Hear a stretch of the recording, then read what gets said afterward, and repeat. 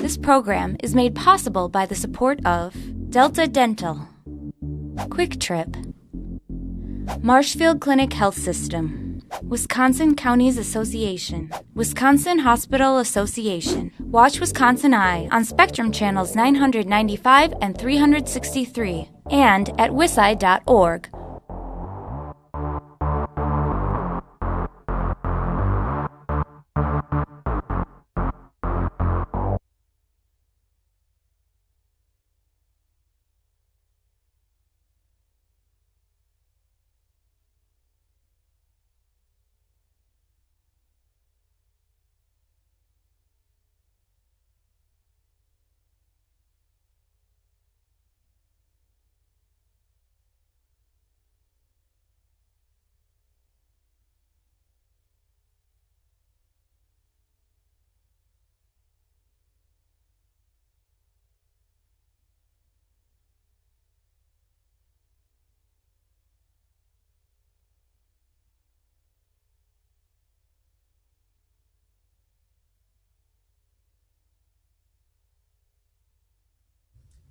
Good morning. Thank you all for joining us today. I'm State Representative Mark Spreitzer. We are here today to announce that the Assembly Democrats and our Democratic colleagues in the state Senate are introducing a bill to create a statewide mask order through legislation that will last for the duration of the national COVID-19 declaration. Our proposal, LRB 1809, will create a mask order in state statute and ensure that it is in effect until the President of the United States formally terminates the national public health emergency. I want to be clear, we completely support Governor Evers' public health emergency declaration and his mask order pursuant to it. We are glad that he took action to protect our state and our constituents. But unfortunately, we know that there are enough legislative Republicans willing to endanger our state for the sake of politics. I do want to highlight that there was a bipartisan opposition to eliminating the mask order in both the state assembly and the state Senate. But unfortunately, there were still enough Republicans in the legislature willing to sacrifice the health and safety of their constituents to score a political win over Governor Evers. Yesterday, when the Assembly was on the floor talking about SJR 3, I'm sure you all heard what I did, that for those Republicans voting in favor of SJR 3, it, quote, wasn't about the masks. Over and over, we heard that refrain, which we also heard in the Senate the week before. It really comes down to this.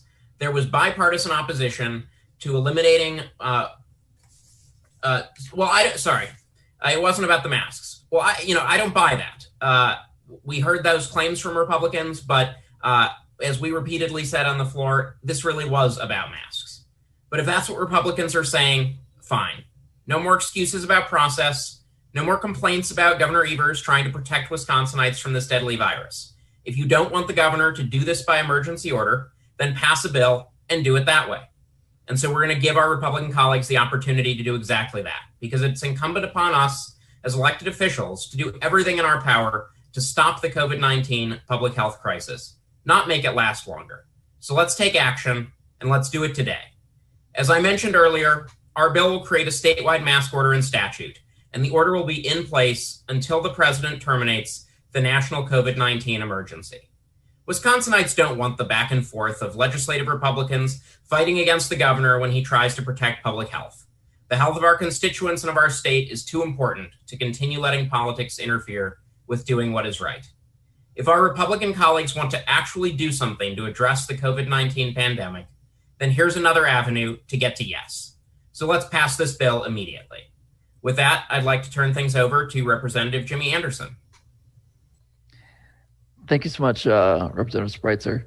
I just want to start by apologizing not being able to have my camera on. One of the difficulties of being a quadriplegic is not being able to hold my cell phone. So that's always been an interesting crux in this Zoom-based world. But I wanted to focus a little bit more on what led us to introducing this piece of legislation, given everything that happened yesterday, because it wasn't just disappointing. It was downright absurd. To give you an idea of how nonsensical the Republicans' actions were, I just want to point out that if we are on the floor of the assembly, there is a rule requiring men to wear jackets and ties.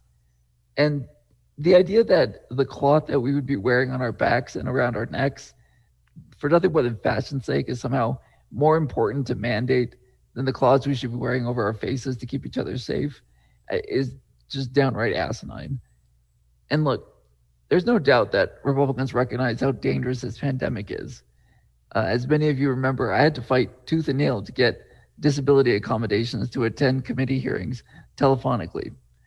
And yet, there was no argument at all that I should be allowed to vote on the floor of the assembly, a much more important process, and to be able to do that over the phone. There was zero argument from Republicans.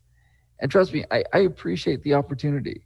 I've seen over Wisconsin how terrible Republicans are at wearing masks. So to ask me to come to the floor, someone who's very susceptible to the disease and could very likely die if get it, to ask me to come to the floor would be risking my own life. And now I can only imagine how thousands of other Wisconsin workers are going to feel if their employers are now emboldened by the actions of what Republicans did yesterday to eliminate their own precautions. I imagine that these individuals are worried and scared and looking for leadership. And again, this is what's pushed us to move forward with this legislation today. And look, this is what may be most disappointing to me. Republicans often talk about personal responsibility. It used to mean doing the hard thing, making a sacrifice for your community or for your country. Republicans have twisted this notion of personal responsibility. They've deformed it to somehow mean that people are allowed to be as selfish as they want to be, even if the selfishness literally leads to other people losing their lives. It seems to mean to them that we don't owe each other any degree of responsibility, even to keep each other safe. That's just not a world I want to live in. And Republicans should be ashamed of themselves for the pain and suffering that their actions will cause. The people of Wisconsin genuinely deserve better, a lot better. I want to turn it over now to Representative Rodriguez, who's been a breath of fresh air on the Health Committee and someone with a fountain of knowledge when it comes to healthcare issues. So take it away.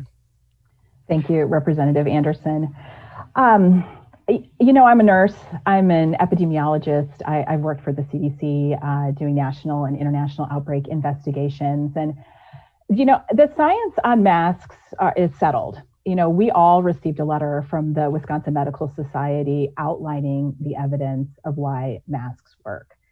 And that's what this bill is really about, so that we can reduce illness, disability, and death from requiring our communities to wear masks in public places.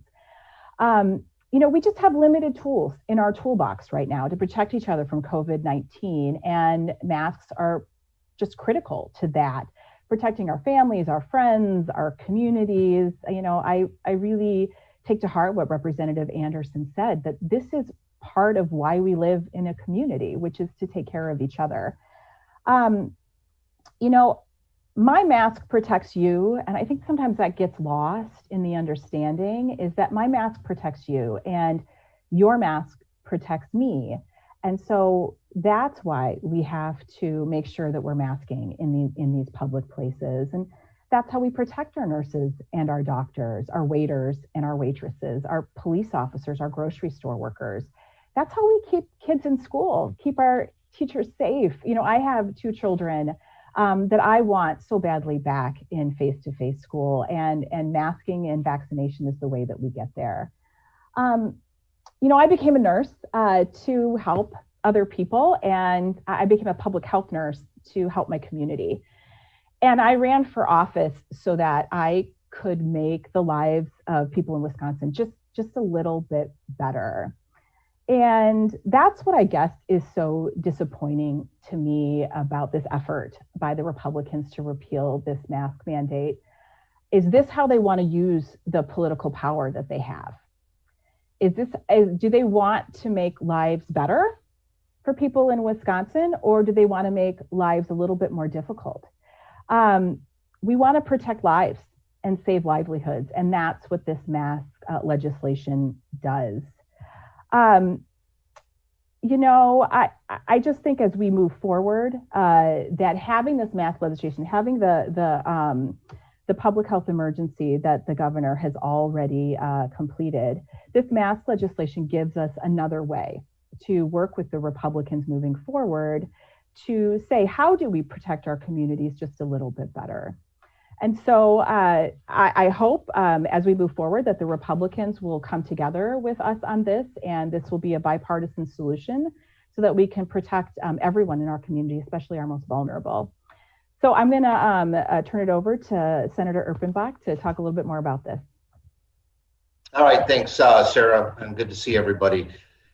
Probably the most frustrating thing about the mask mandate or the non-mask mandate, depending on how you want to take a look at it, is Wisconsinites perceive this as Republicans and Democrats fighting over a mask. And collectively, we should be fighting against the virus. And that's where things kind of get off the rails here. The governor did what he had to do. He had no other choice in issuing a mask mandate because the Republicans didn't meet for 10 or 11 months. And when we ended up meeting in session, the only bill that's passed dealing with COVID-19 and COVID-19 relief, in all likelihood, is going to be vetoed. So that's a big fat zero from the majority party in both houses of actually taking this pandemic seriously. And now when we have various strains of the virus that are popping up here and there in this country, and it's showing that these various strains might spread a little bit faster, the Republicans want Wisconsinites to take their masks off, when the doctors and the scientists want Wisconsinites to keep their masks on. And those who are really pushing getting rid of the mask mandate aren't doctors, aren't nurses, aren't scientists. They're just your typical run-of-the-mill legislator. And so usually when you don't know much about an issue, you listen to the experts who do. As legislators, we do this on every single issue, from taxes to schools to everything. We listen to the experts and then we cast a vote. Republicans aren't listening to the experts. The governor is. So at the end of the day, the Republicans have absolutely nothing to show in any effort of doing anything to try and combat this disease, to try and open up schools, aside from just saying, let's open up schools, helping out small businesses and trying to get their doors open, and just opening Wisconsin back up again. If we mask up and we make it through the vaccine rollout, we're going to be so much better a couple of months from now than we are today. So the answer is not to get rid of your mask. The answer is to wear your mask. So that's why we have this legislation. And Mark pointed it out pretty much at the top of this. The fact that the Republicans have said this is not about masks. Well, it absolutely is about masks. And here's our opportunity to prove that it's the governor overstepping his bounds. Okay, fine, sign on to this legislation. Let's get it up on the floor next week and let's pass it and let's get it to his desk. So with that being said, the Republicans have an opportunity to join us in combating this virus together by signing on and passing this mask mandate legislation. So with that, send it back to you, Mark. Thank you so much, Senator Erpenbach, and thanks again to Representatives Anderson and Rodriguez for speaking, and to all of our Democratic colleagues for joining us in support of protecting Wisconsinites. We are incredibly thrilled to have the entirety of the Assembly and Senate Democratic caucuses co-authoring this important legislation. And it really comes down to this. There was bipartisan opposition to eliminating Wisconsin's mask order in both the state Senate and in the state Assembly. And the Republicans who did vote to eliminate the Governor Evers' order argued over and over again that this wasn't about masks. So let's stop making excuses and let's take action to protect our constituents until we've actually defeated COVID-19. Let's show the people of Wisconsin that we hear their concerns and we're taking action to help them.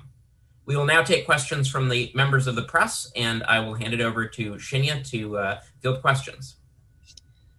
Hi, everyone. As a reminder, if you are on a desktop, please use the raise hand function. If you are on a mobile device, please use *9. Once you have your hand raised, I will call on you and you will be able to ask your question.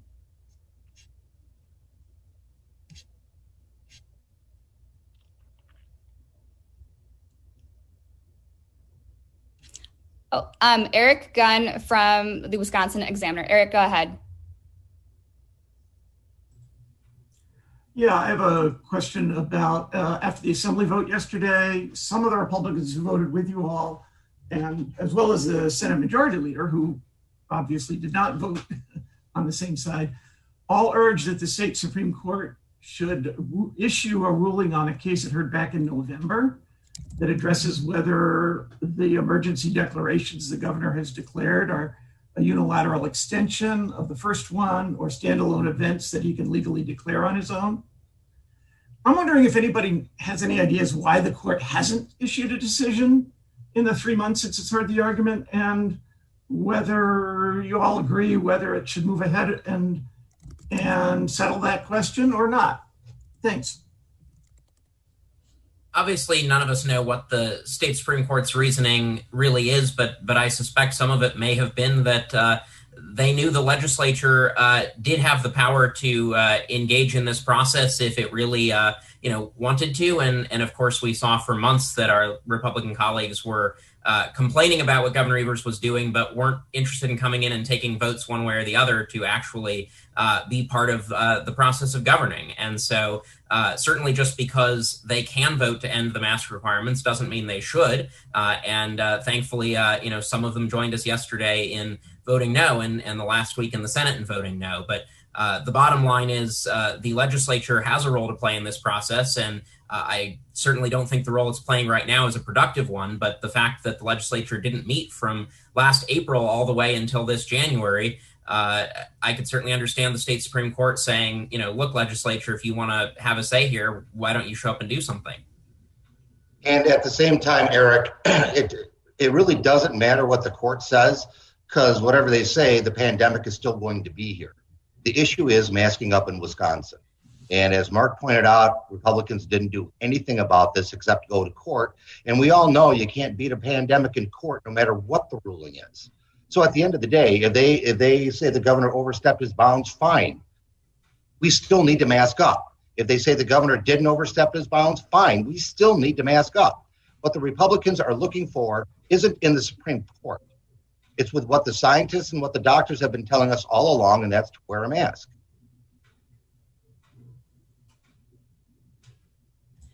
Next, we have Jason Calvi from Fox 6, and then after Jason, I will go to you, Caroline. Good morning. Thanks for having this call. I wanted to get your reaction to Wisconsin's will. They came out and said that Governor Evers' actions have provoked constitutional crisis after the vote of the legislature yesterday. I want to get your reaction to that. And also, should Governor Evers veto the bill that will be sent to him today through the extraordinary session today?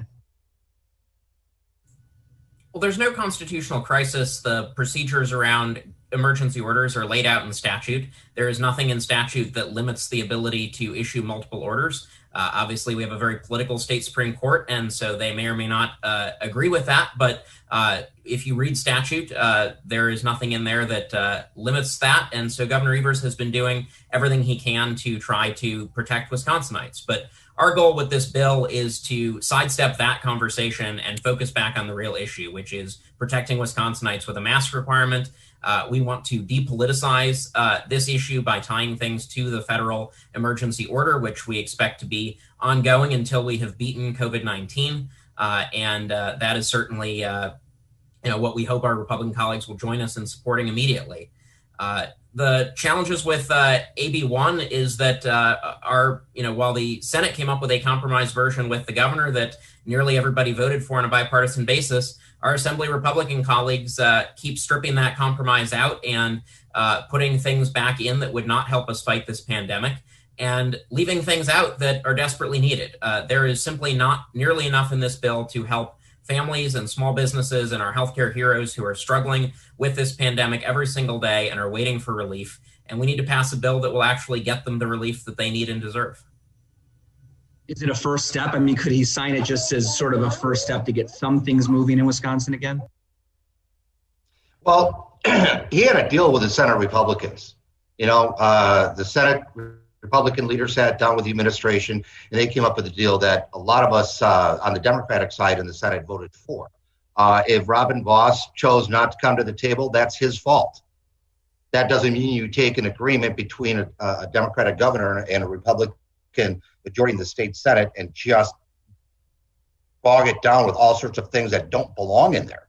So again, what the speaker did knowingly is put the governor in a bad spot. So at the end of the day, my guess is I would assume he vetoes it. I don't know for sure, but I don't think the governor, really has that much of a choice right now. Again, there's an agreement, and the Republican speaker broke that agreement between the Republican Senate leader and the governor's office. Thank you, Jason. Next, we'll go to Caroline Peterson from NBC 15. Hi, thanks for taking our questions. I just wanted to clarify when you guys plan on taking this new piece of legislation you're proposing up. We are circulating this legislation today and hoping that it will get a bill number and be referred to committee very quickly. Obviously, it is up to our Republican colleagues when to take it up and actually schedule it for committee hearings or a vote. And we know that too often they find ways to ignore good legislation that we propose. But this is very similar to an amendment that we offered yesterday on the floor of the Assembly, which unfortunately our Republican colleagues also voted down. But we know that sometimes they don't read our amendments before voting. And so we want to give them a bill that has plenty of time to be heard in committee and give them all a chance to read it and hopefully sign on and support. And then we have two more questions before we wrap up. So I am going to turn to Anthony DaBruzzi from Spectrum News. Thank you so much. Yesterday, we heard Republicans sort of draw a line in the sand of being open to a mask mandate, but limiting it to certain places. I know, obviously, this ties to the national mandate and emergency, but is there any room for compromise there, short of complete statewide mask mandate? Is there anything, I guess, you'd be open to in terms of compromise? It's a really good question, and I'm not going to speak for everybody here, but it's not like the virus doesn't go certain places. It's everywhere. And, if the Republicans' idea of a compromise is, okay, you can wear a mask here, but you don't have to here, people are still going to get sick. And the idea behind the mask mandate is if we both wear them, odds are we're not going to get COVID-19. I mean, that's what the science tells you. So it's not like the virus picks and chooses where it's going to go. I mean, if we're going to have a mask mandate, we need to have a mask mandate.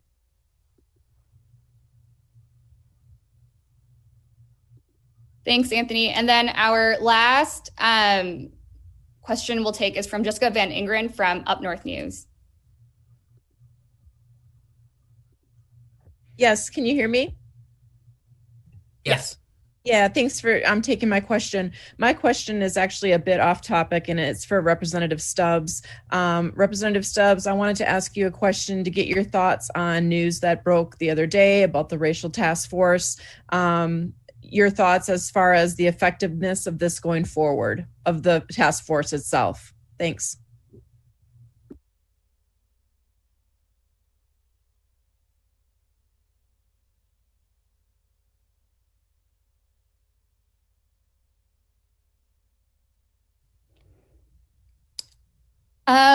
And so we can follow up individually with your inquiry, Jessica, and that will wrap up our news conference for today. All follow-up questions should be sent to rep.hints@legis.wisconsin.gov, and we appreciate you all for joining us today. Thank you so much. This program is a production of Wisconsin Eye, an independent, nonpartisan, nonprofit media network with a mission to inform, educate, and engage the citizens of Wisconsin. Wisconsin Eye is the nation's first and only independently funded state civics broadcast network, providing gavel-to-gavel access to government proceedings and events at the state capitol.